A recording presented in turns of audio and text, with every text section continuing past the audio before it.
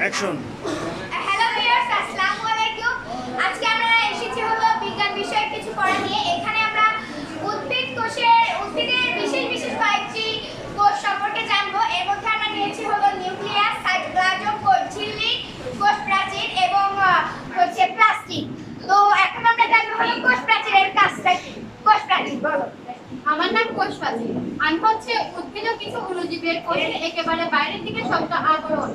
আর কোষ প্রাচীর শুধু উদ্ভিদ ও অণুজীব কোষেই থাকে, প্রাণী কোষে কোষ প্রাচীর থাকে না।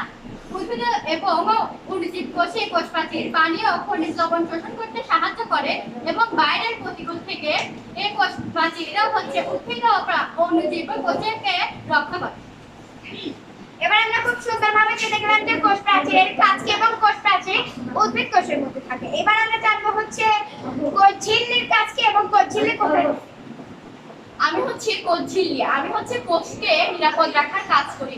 তাই আমি হচ্ছে কোষকে ঘিরে রাখা দুটি স্তর বিশিষ্ট, যা আমি হচ্ছে নমনীয় আর কোথা যা বাইরের উপাদানগুলোকে ভিতরের উপাদানগুলোকে আলাদা রাখার কাজটি করি। আমি হচ্ছে লিপিড আর প্রোটিন দিয়ে গঠিত।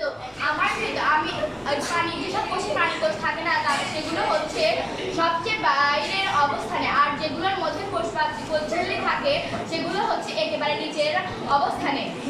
যে কোষের অন্যতম বৈশিষ্ট্য হচ্ছে সে বাইরে থেকে ভিতরে যেতে পারে না, আর বাইরে থেকে বাইরে আসতে পারে না। আর কিছু নির্দিষ্ট কোষ যা বাইরে থেকে ভিতরে যেতে পারে এবং বাইরে থেকে ভিতরে আসতে পারে। হ্যাঁ, এবার আমরা খুব সুন্দরভাবে জেনে গেলাম যে কোষ ঝিল্লির কাজ কি। আমরা কিন্তু আগেই বলে নিয়েছি যে আমরা এখানে উদ্ভিদের বিশেষ বিশেষ কয়েকটি কোষ নিয়ে আলোচনা করব। তো এখানে শুধু উদ্ভিদের বিশেষ বিশেষ কয়েকটি কোষ আছে, এর মধ্যে প্রাণী বিশেষ কোনো কোষ নেই। তারপরে আমরা জানবো হচ্ছে মাইটোকন্ড্রিয়া।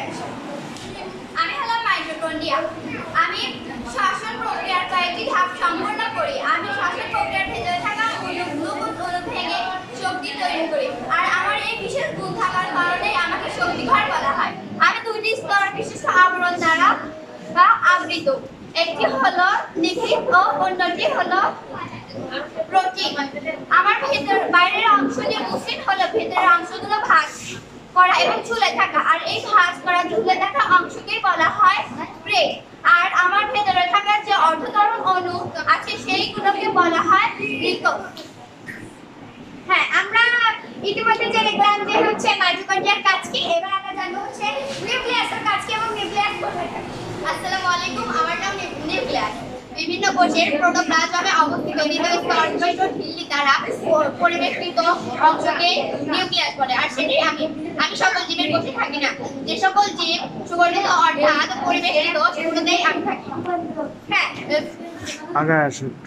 হ্যাঁ, তারপরে আমরা নিউক্লিয়াস সম্পর্কে জানলাম। এবার জানবো হচ্ছে প্রোটোপ্লাজম সম্পর্কে। প্রোটোপ্লাজম তোমার কাজ কি এবং তুমি কোথায় থাকো। আসসালামু আলাইকুম, আমার নাম প্রোটোপ্লাজম।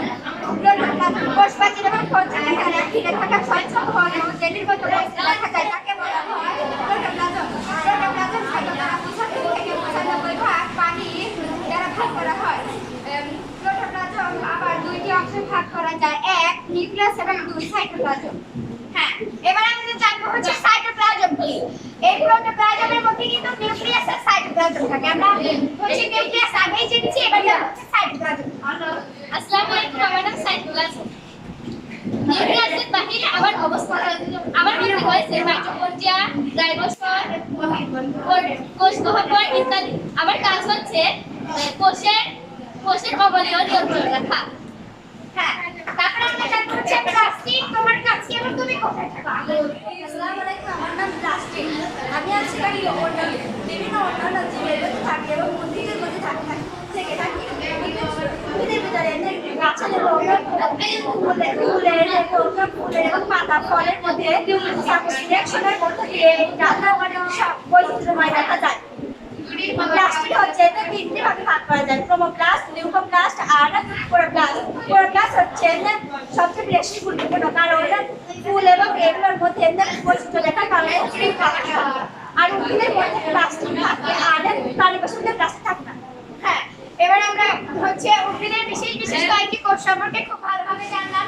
আমরা কিন্তু বারবার বলছি যে আমরা হচ্ছে উদ্ভিদের বিশেষ বিশেষ কয়েকটি কোষ সম্পর্কে আলোচনা করেছি। আর এখানে কিন্তু বিশেষ বিশেষ কয়েকটি কোর্স হিসেবে আলোচনা করা হয়েছে। উদ্ভিদের কিন্তু আরো অনেকগুলো কোর্স আছে, আমরা আসলে বিশেষ বিশেষ কয়েকটি কোর্স যেগুলো খুবই গুরুত্বপূর্ণ, এগুলো আসলে আমাদের সবারই এই বিষয়ে একটু ধারণা থাকা দরকার। আজকে এই পর্যন্তই শেষ।